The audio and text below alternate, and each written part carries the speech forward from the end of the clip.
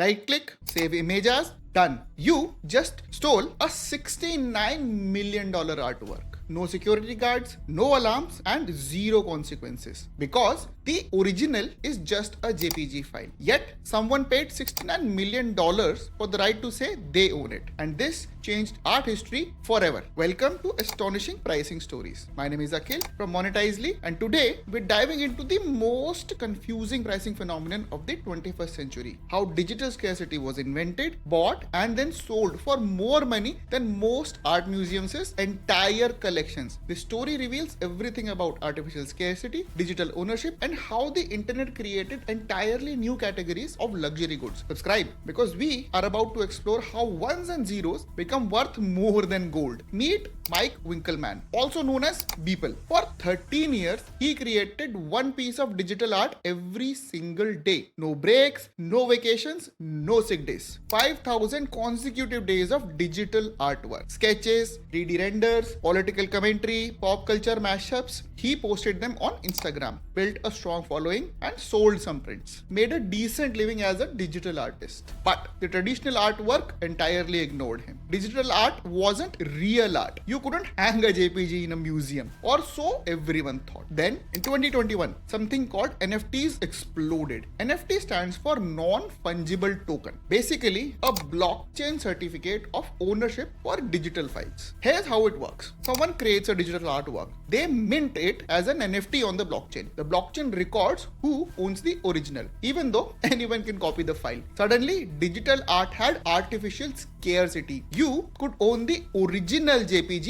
even though millions of identical copies existed. Early NFT sales were modest. Digital collectibles for $100, pixel art for $1,000, animated gifts for $10,000. Then Beeple had an idea. What if he turned his 5,000 daily artworks into one giant NFT? February 2021, Beeple announces every days. The first 5,000 days, one massive digital collage, 5,000 individual artworks arranged in a grid, each piece representing one day of his 13-year journey. But here's where it gets crazy. Christie's auction house agreed to sell it. Christie's, founded in 1766, the most prestigious auction house in the world. They have sold Picasso's, Van Gogh's, Leonardo da Vinci's, and now they were selling a JPG. Now the bidding started at $100. Within hours, $1 million.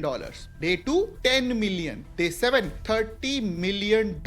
Final day of bidding, $60 million, $65 million, and $69 million. Finally, it sold for $69.3 million. The third highest price ever paid for artwork by a living artist. For a file you could download in 30 seconds. So why did someone pay $69 million for a downloadable image? Factor 1. Artificial scarcity acceptance. The buyer was not purchasing the image. They were purchasing the blockchain record saying they own the image. Think of it like this. You can photograph the Mona Lisa. You can buy prints of the Mona Lisa. You can even make perfect reproductions. But only the Louvre owns the original. NFTs created the same concept but for digital files. Ownership became separate from access. Factor 2. Status signaling in digital spaces. Now, traditional status symbols don't really work online. You can't show off your Rolex in a Zoom call. You can't park your Ferrari on Twitter, however much you try. But you can set a $1 million NFT as your profile picture. Now, this is the ultimate digital flex. Factor 3. FOMO and market mania. 2021 was peak everything bubble. Cryptocurrencies hitting all-time highs, stock market at record levels, real estate prices soaring. People were throwing money at anything digital. When celebrities started buying NFTs for millions, it normalized $1 million digital art purchases. The buyer was Vignesh Sundaresan, a crypto entrepreneur known as Metakovan. His stated reasons for the purchase were supporting digital artists, believing in future of digital ownership, and making art history. But let's look at his actual situation. Metakovan made hundreds of millions in cryptocurrency. He needed to diversify into other assets. Now, traditional art is a proven store of value. Picasso's appreciate over time. Museums preserve them. Wealthy collectors then compete for them. Metakovan was betting that digital art would follow the exact same pattern. The NFTs would become the new high-end collectibles. He was essentially buying the first digital artwork to sell for tens of millions, banking on being historically significant. So, how did that bet work out? The NFT market peaked in early 2021, then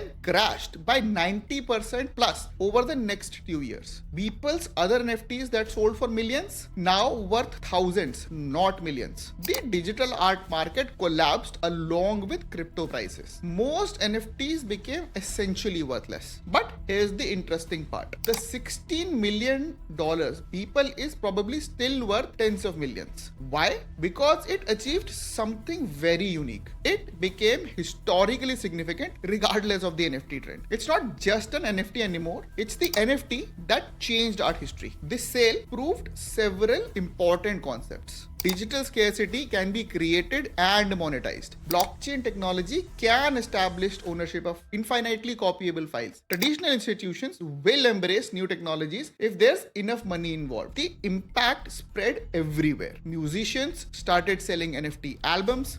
Sports leagues created NFT trading cards. Fashion brands even launched their digital clothing. Even traditional businesses adopted NFT strategies. Loyalty programs using NFTs, digital certificates of authenticity, blockchain-based ownership records. The lesson for any business: scarcity doesn't have to be natural. Ownership can be refined through technology, and new markets can always be created from existing products. For SaaS companies, this story offers powerful insights.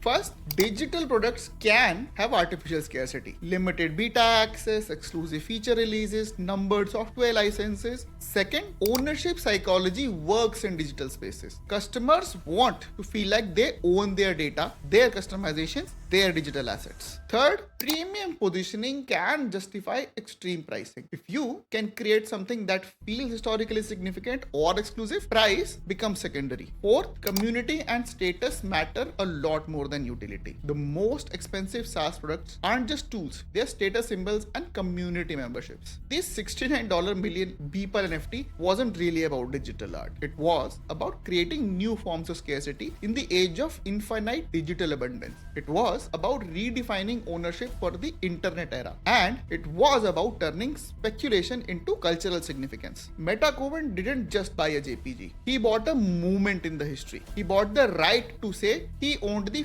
first digital artwork ever to sell for $69 million. Whether that was genius or madness entirely depends on whether you think digital ownership is the future or just expensive nostalgia. The Beeple sale showed us that in the digital age, ownership is whatever we agree it is. And someone will always pay premium prices to own something that can't really be owned. Next week, we're diving deep into more astonishing pricing stories that reveal the psychology behind what we value and why. Subscribe so you don't miss them, and tell me, would you ever pay for digital ownership of something you could technically copy for free? Why? Or more importantly, why not? I am Akhil from Monetizely, and thank you for watching.